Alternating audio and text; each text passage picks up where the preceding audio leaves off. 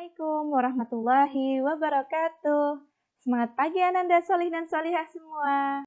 Alhamdulillah pada kesempatan hari ini kita masih diberi kesempatan oleh Allah untuk belajar bersama-sama Sirah Nabawiyah. Ananda yang solih dan solihah, pada hari ini kita akan belajar tentang periode keyatiman dan mengembala. Sebelum itu, Ustazah akan mengingatkan yel-yel kita. Terlebih dahulu ya anak-anak yang solih dan solihah, mari bersama-sama melantunkan yel-yel kita. 1 kata untuk Rasulullah, i'tibar. 2 kata untuk Rasulullah, uswatun hasanah. 3 kata untuk Rasulullah, sallallahu alaihi wasallam. 4 kata untuk Rasulullah, pelajari sirahnya, jalankan sunnahnya. Anak-anak yang solih dan solihah, sebelum kita memasuki materi pada hari ini, mari kita ingat-ingat kembali materi pertemuan yang lalu tentang penyerangan tentara bergajah. Ayo, siapa yang masih ingat kisah yang lalu? Alhamdulillah, semua masih ingat ya nak? Nama pemimpin pasukan gajah yang akan menyerang Ka'bah? Ayo, siapa yang masih ingat? Betul sekali. Pemimpin pasukan bergajah yang akan menyerang Ka'bah adalah Abraha. Kemudian, pertanyaan kedua. Siapa yang masih ingat berapa jarak lembah Muhasir dengan Ka'bah? Masya Allah, barakallahu fikum. Betul sekali. 15 kilometer. Nah, anak-anakku yang solih dan solihah, selanjutnya kita akan membahas kisah Rasulullah, yaitu pada periode atau fase keyatiman dan mengembala.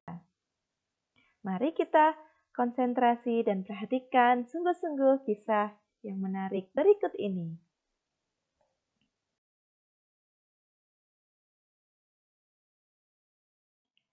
Nah, anak-anakku yang solih dan solihah, dalam fase keyatiman ada 4 materi yang akan Ustazah jelaskan ya nak. Yang pertama yaitu peristiwa sebelum kelahiran.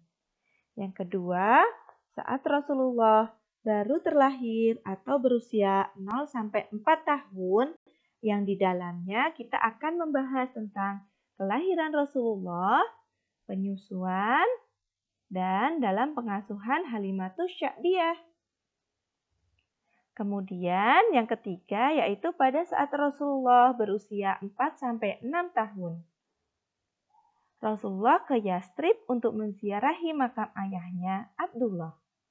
Dan yang keempat atau yang terakhir yaitu saat Rasulullah berusia 6-8 tahun. Yaitu saat Rasulullah dalam asuhan kakeknya Abdul Muthalib dan budak dari ayahnya yaitu Barokah.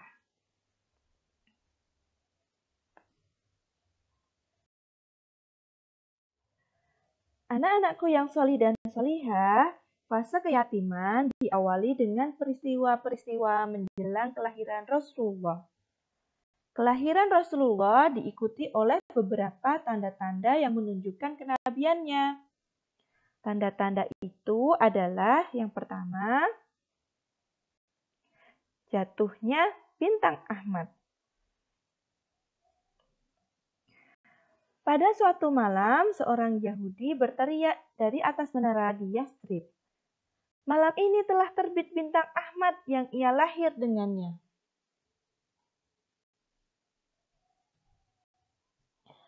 Tentang jatuhnya bintang Ahmad ini, Hasan bin Thabit berkata, "Demi Allah, aku berusia 7 tahun atau 8 tahun.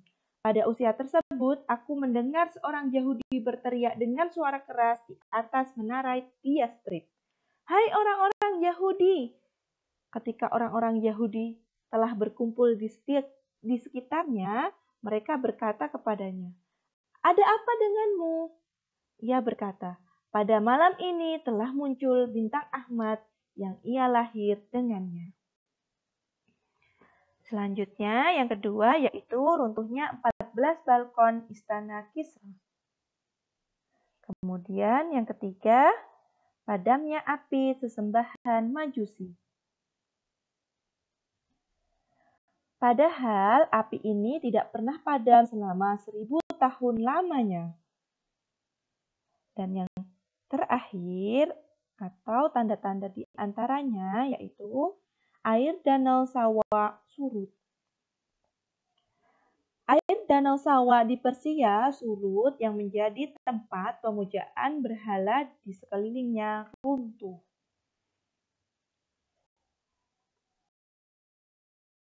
Anak-anak yang solih dan solihah, Rasulullah lahir di Mekah pada hari Senin tanggal 12 Rabiul Awal pada tahun Gajah. Aminah melahirkan di rumah Abu Thalib. Ia dibantu seorang bidan bernama Syifa, yang tak lain adalah ibunda dari sahabat Abdurrahman bin Auf. Ketika Rasulullah keluar dari rahim Aminah, Aminah melihat cahaya yang keluar dari rahimnya menyinari istana-istana di Syam.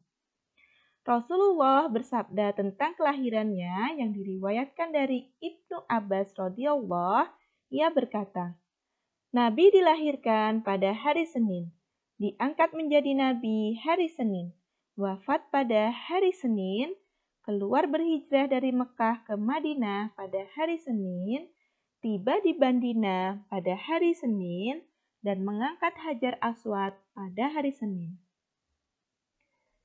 Setelah Aminah melahirkan, ia mengutus Barokah atau Ummu Aiman ke tempat Abdul Muthalib untuk menyampaikan kabar gembira tentang kelahiran cucunya. Abdul Muthalib pun datang dengan perasaan sukacita, lalu membawa Rasulullah kecil ke depan Ka'bah seraya berdoa dan bersyukur kepada Allah. Abdul Muthalib kemudian memberi nama Muhammad dengan harapan semoga ia menjadi orang yang terpuji di langit dan di bumi. Dan Abdul Muthalib menghitan Rasulullah di hari ke-7. Semua orang bersuka cita dengan kelahiran Rasulullah pada saat itu. Begitu juga yang dirasakan oleh Abu Lahab, paman Rasulullah. Ia memerdekakan seorang budak bernama Syuaibah sebagai rasa syukur atas kelahiran keponakannya. Kemudian Syuaibah ini menjadi ibu susu pertama Rasulullah. Solih dan solihah, mengapa Rasulullah disusui oleh seseorang yang bukan merupakan ibu kandungnya? Jawabannya adalah karena seseorang anak yang disusui oleh ibu susuan menjadi tradisi orang-orang Arab pada saat itu. Yang pada saat itu akan membuat seseorang anak menjadi sosok yang tangguh dan kuat. Kemudian ibu susuan berikutnya adalah Halimah binti Zu'aib. Ia dikenal dengan nama Halimatus Sa'diyah karena tinggal di Banu Sa'ad. Kisah tentang Halimah ini diawali ketika ia datang ke kota Mekah untuk mencari pekerjaan menjadi ibu susuan. Karena di kampungnya sedang terjadi musim paceklik.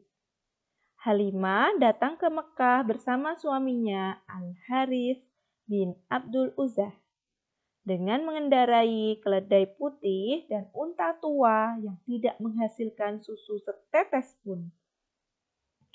Anak-anak kecil yang ikut dalam rombongan itu juga menangis karena merasa kelaparan. Setibanya di Mekah, Halimah dan wanita-wanita dari Banu Sa'ad mulai mencari bayi-bayi untuk mereka susui. Bayi yatim yang bernama Muhammad termasuk yang disodori kepada mereka untuk disusui. Akan tetapi, kebanyakan mereka menolak karena mereka yakin tidak akan mendapatkan upah yang banyak dari seorang anak yang yatim yang disusuinya.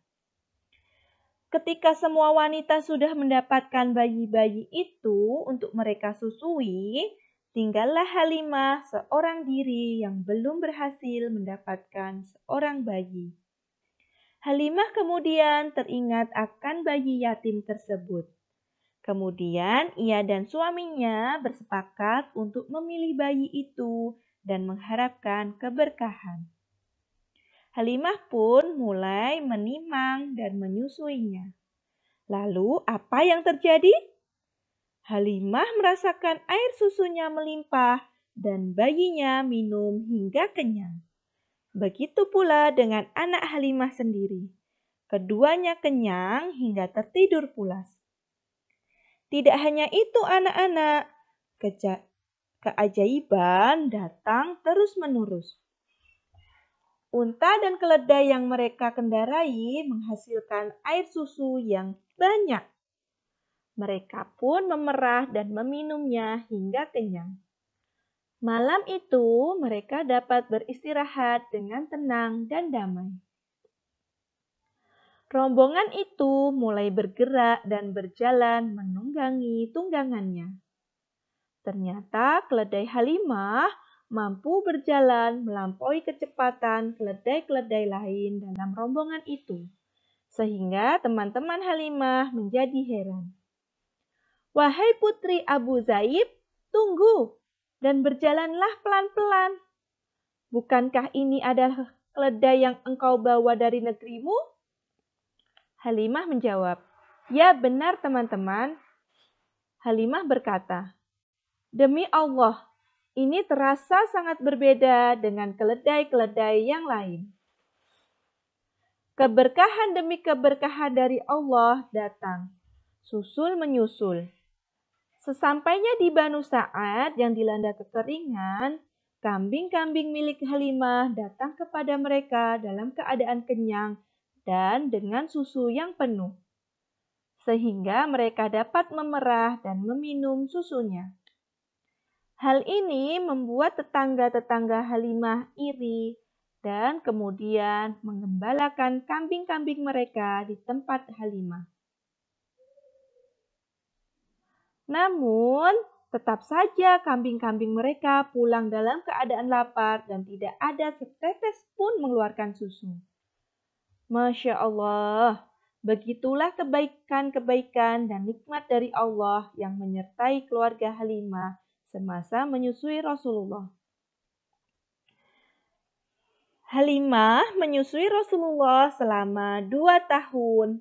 Dalam rentang masa menyusui itu, setiap 6 bulan sekali, Halimah mengunjungi Aminah dengan membawa Rasulullah kecil. Ketika Rasulullah berusia 2 tahun, Halimah mengembalikannya kepada Aminah. Saat itu, Halimah diberi segenggam emas sebagai upah menyusui. Halimah masih ingin merawat Rasulullah. Ia rela tidak diberi upah demi bisa mengasuh Rasulullah kembali. Keinginannya itu kemudian ia sampaikan kepada Aminah dengan alasan agar Rasulullah kecil terhindar dari wabah yang ketika itu sedang melanda Mekah. Halimah terus merayu hingga Aminah pun mengizinkannya. Akhirnya Rasulullah kembali dalam asuhan Halimah di Banu Sa'ad. Rasulullah menghabiskan masa kecilnya di Banu Sa'ad dan bermain dengan anak-anak di lingkungannya. Rasulullah tumbuh menjadi anak yang berbeda dengan anak-anak pada umumnya. Ketika Rasulullah berusia 4 tahun, terjadilah peristiwa pembelahan dada. Saat itu Rasulullah sedang bermain-main dengan saudara sesusuannya ketika melihat malaikat Jibril mendatanginya. Ia kemudian memegang Rasulullah, menelentangkannya, dan membelah dadanya. Kemudian malaikat Jibril mengeluarkan hati dan mengangkat segumpal darah dari dada Rasulullah. Malaikat Jibril kemudian mencucinya dengan air zam-zam di dalam baskop emas. Anak-anak kecil yang melihat peristiwa ini berlarian mencari Halimah dan menceritakannya. Peristiwa pembelahan dada ini membuat Halimah khawatir sehingga ia memutuskan untuk mengembalikan Rasulullah kepada Bunda Halimah atau mengembalikannya ke Bunda Aminah. Maka sejak saat itu Rasulullah kembali ke pangkuan ibunda tercintanya yaitu Aminah.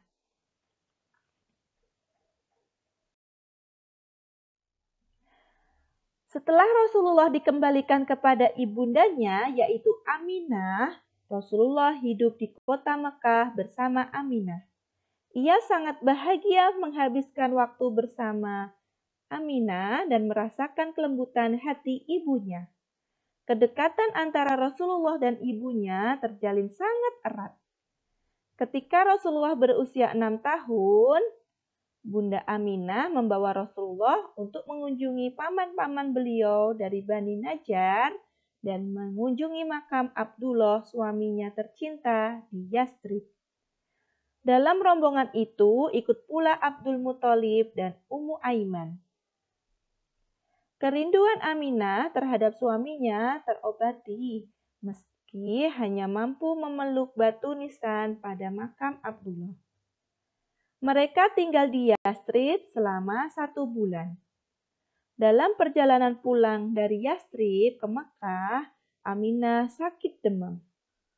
Demamnya pun tak kunjung turun hingga akhirnya dia wafat di sebuah daerah yang bernama Abwa.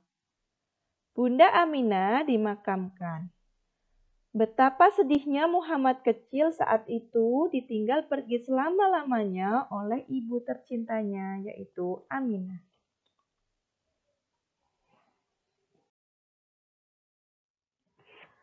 Setelah itu, Abdul Muthalib kembali membawa Rasulullah ke Mekah. Semenjak saat itu, Rasulullah diasuh oleh sang kakek dibantu oleh Barokah atau Ummu Aiman. Ia adalah pengasuh yang selalu menyertai kehidupan Rasulullah. Semenjak beliau bersama Aminah, kepada Barokah, Abdul Muthalib berkata, "Wahai Barokah, janganlah kamu melalaikan cucuku, karena aku menjumpainya sedang bermain bersama teman-temannya di dekat pohon bidara. Dan sesungguhnya golongan ahli kitab atau Yahudi dan Nasrani memperkirakan bahwa cucuku ini akan menjadi nabi." Rasa sayang sang kakek jauh melampaui rasa sayangnya kepada anak-anaknya sendiri. Sang kakek selalu mengutamakan Rasulullah kecil.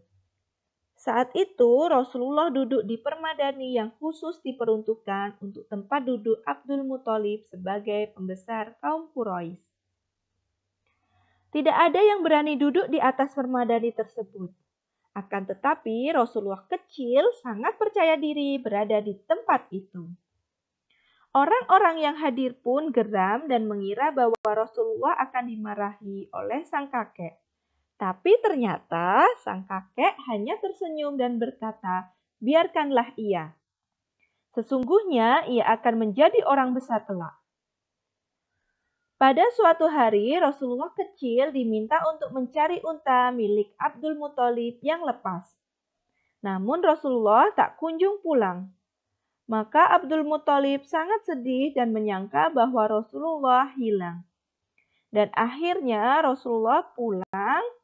Abdul Muthalib pun gembira bukan kepalang dan berkata, "Wahai anakku, sungguh aku merasa sedih kehilanganmu. Seperti seorang wanita yang meratapi kepergian anaknya selamanya." Rasulullah bahagia di bawah pengasuhan kakeknya. Hingga akhirnya Abdul Muthalib meninggal dunia di usia 84 tahun. Sebelum meninggal dunia, ia mewasiatkan dan menitipkan pesan yang saat itu Rasulullah berusia 8 tahun dan diasuh oleh Abu Thalib. Kenapa Abu Thalib yang dipilih? Alasannya karena ia adalah saudara kandung ayahnya, Abdullah, dan ia adalah orang yang lembut hatinya.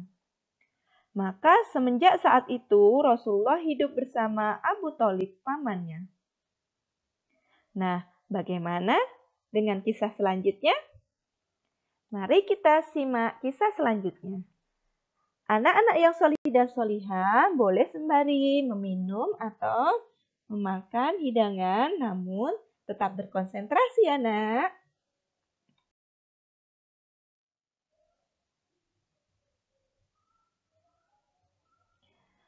Nah, anak-anakku yang solih dan solihah selanjutnya adalah pengasuhan Rasulullah di bawah asuhan pamannya Abu Thalib. Anak-anakku yang solih dan solihah, Rasulullah di bawah pengasuhan pamannya sejak umur 8 tahun. Banyak kisah atau cerita masa kecil Rasulullah bersama pamannya. Kita akan menceritakan kisah Rasulullah bersama pamannya yang saat itu berusia 8 sampai 12 tahun. Apa sajakah kisahnya yang menjadi kisah penting pada usia itu? Ya, di antaranya adalah Rasulullah mengembala. Kemudian Rasulullah diajak meminta hujan pada saat kemarau panjang. Kemudian bertemu dengan peramal Yahudi, dan yang terakhir karakter dan ibrah atau hikmah yang dapat kita petik dari kisah ini. Yuk kita mulai bersama periode mengembala pada usia 8 sampai 12 tahun. Anak-anakku yang solih dan solihah, mari kita awali pada saat Rasulullah bersama pamannya. Abu Thalib adalah paman yang tidak memiliki harta kekayaan yang banyak. Dia sangat mencintai Rasulullah, tidak seperti mencintai putranya. Ia tidak tidur kecuali di samping beliau. Apabila ia keluar selalu membawa Rasulullah. Abu Thalib juga banyak merasakan keberkahan dan kelebihan Rasulullah ketika tinggal bersama Abu Thalib. Apa saja ya keberkahan dan kelebihannya itu? Nah, ketika seluruh keluarga besarnya makan bersama atau sendiri-sendiri, mereka tidak pernah merasakan kenyang. Namun, ketika Rasulullah bersama mereka makan dengan kenyang. Sehingga Abu Thalib berkata, "Kamu adalah anak yang diberkahi." Pada pagi hari, anak-anak Abu Thalib selalu tampak kotor pada saluran air matanya dan kusut teramat. Namun, tidak begitu dengan Rasulullah. Rambut beliau selalu tampak rapi di pagi hari dan matanya selalu seperti memakai celak. Abu Thalib mengasuh Rasulullah dengan penuh tanggung jawab. Ia mengasuh anak-anaknya, tidak pernah membeda-bedakannya, dan seluruh anak-anaknya diasuh dengan penuh tanggung jawab. Dia bahkan mengutamakan kepentingan Rasulullah di atas kepentingan anak-anaknya sendiri. Demikian pula dengan istri Abu Thalib, Fatimah binti As'ad, yang sangat menyayangi Rasulullah. Begitu menarik ya anak-anakku yang solih dan solihah, kisah Rasulullah di setiap perjalanannya. Selanjutnya yaitu pada saat pekerjaan mengembala. Nah, apa yang dilakukan Rasulullah ketika tinggal bersama pamannya? Apakah kesehariannya sama dengan anak-anak seusia dengannya? Solih dan solihah, tetap fokus dan berkonsentrasi dalam mendengarkan ya nak. Rasulullah sangat menyayangi pamannya itu. Dia tahu bahwa pamannya bukan orang yang berkecukupan. Oleh karena itu, untuk membantu meringankan bebannya, Rasulullah ikut mengembala kambing. Rasulullah juga mengembala kambing milik penduduk-penduduk kota Mekah. Dan upah dari mengembala kambing ini Rasulullah berikan seluruhnya kepada pamannya. Rasulullah mengembala kambing di Bukit Ajyad. Ketika menggembala, penduduk Mekah kerap melihat awan tidak bergerak, laksana sebuah lukisan yang sangat indah. Rasulullah senang dengan pekerjaan menggembala. Bagi Rasulullah, menggembala kambing adalah pekerjaan yang menyenangkan hati. Dan dengan menggembala kambing, beliau menikmati indahnya padang rumput di tengah Sahara. Dan dengan menggembala kambing, beliau dapat mentadaburi keagungan Allah dalam menciptakan makhluknya. Masya Allah, ternyata Rasulullah adalah seorang yang peduli, yang padahal pada seusia itu beliau baru 8 tahun, Nak. Coba bayangkan anak-anak pada usia 8 tahun atau sekitar kelas 2 SD sudah bisa menjadi anak yang bertanggung jawab dan peduli serta suka menolong. Nah, ketika Rasulullah sudah diutus menjadi Rasul, ia pernah berkata, "Tidak ada seorang nabi pun melainkan ia pernah menggembala kambing." Para sahabat bertanya, "Bagaimana dengan Anda, Rasulullah?" Rasulullah menjawab, "Ya, aku juga pernah menggembalakan kambing milik penduduk Mekah di Kerawit." Anak-anak yang solih dan solihah, begitu banyak hikmah yang didapat oleh Rasulullah ketika menggembala kambing. Kelak, menjadi seorang penggembala yang menggembalakan dan melayani kebutuhan kambing-kambing inilah yang membantu Rasulullah menjadi nabi yang melayani umat sebagai sebuah objek dakwah. Sekelompok orang-orang yang lebih kompleks dan dinamis karakter dan kebiasaan-kebiasaannya.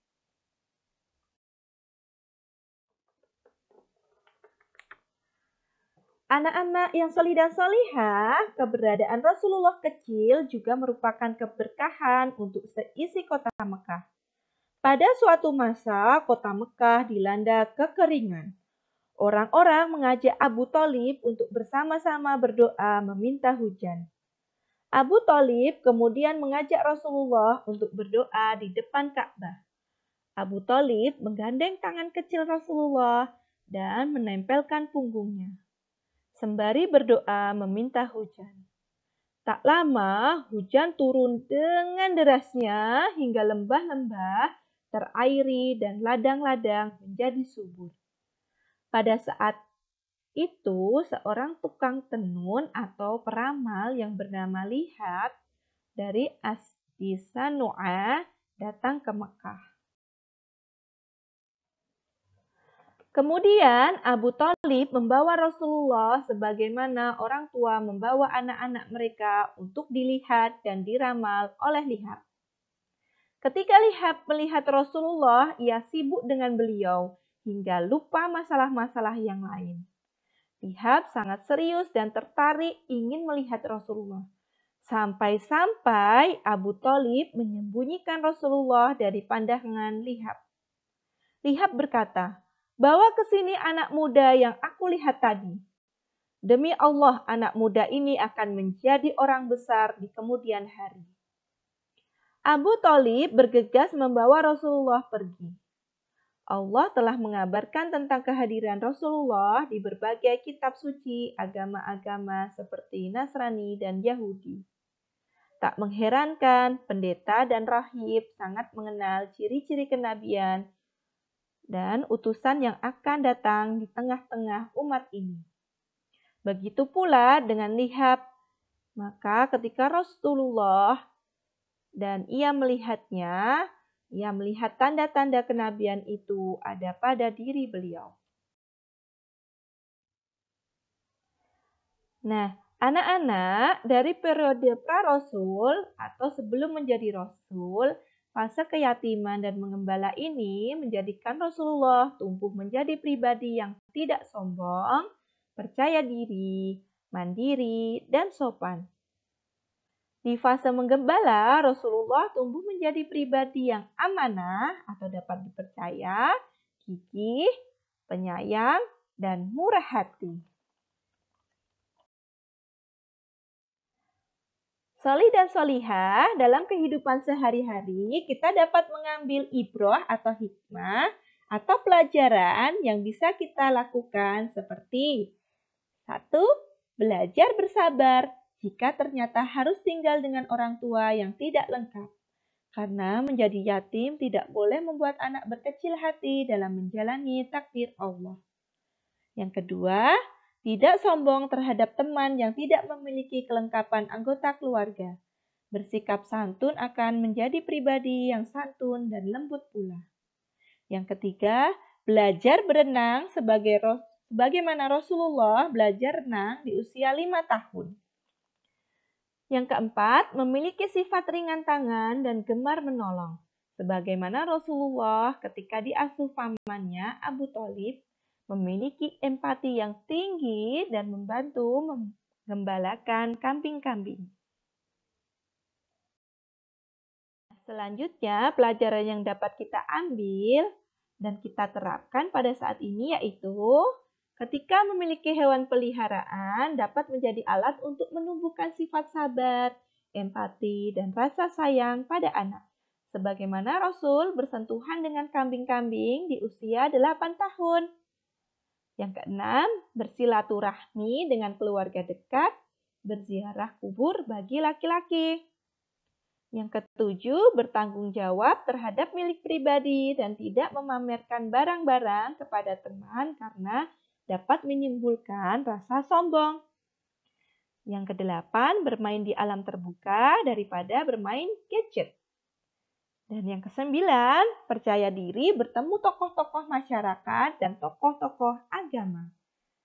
Dan masih banyak ibrah atau kisah atau pelajaran yang dapat kita ambil ya nak tentunya. Masya Allah, dalam kehidupan ini Allah telah memberikan pada diri Rasulullah untuk menjadi suri teladan yang baik. Seperti yang dijelaskan pada surat Al-Ahzab ayat 21 yang artinya sesungguhnya telah ada pada diri Rasulullah itu suri teladan yang baik bagimu, yaitu bagi orang-orang yang mengharap rahmat Allah dan kedatangan hari kiamat, dan dia banyak menyebut Allah. Anak-anakku yang solih dan solihah, insya Allah pada kesempatan selanjutnya kita akan membahas kisah menarik lainnya dari kisah Rasulullah yang menjadi suri teladan bagi kita. Nah, sebelum Ustazah akhiri pertemuan pada hari ini, yuk kita ulangi kembali yel-yel kita pada kesempatan hari ini, nak. 1 kata untuk Rasulullah, i'tiba. 2 kata untuk Rasulullah, uswatun hasanah. 3 kata untuk Rasulullah Shallallahu Alaihi Wasallam. 4 kata untuk Rasulullah, pelajari sirahnya, jalankan sunnahnya. Sehat selalu ya anak-anakku yang solih dan solihah. Semoga Allah senantiasa memberikan keberkahan kita dan memudahkan langkah kita dalam menuntut ilmu. Ustazah akhiri. Wassalamualaikum warahmatullahi wabarakatuh.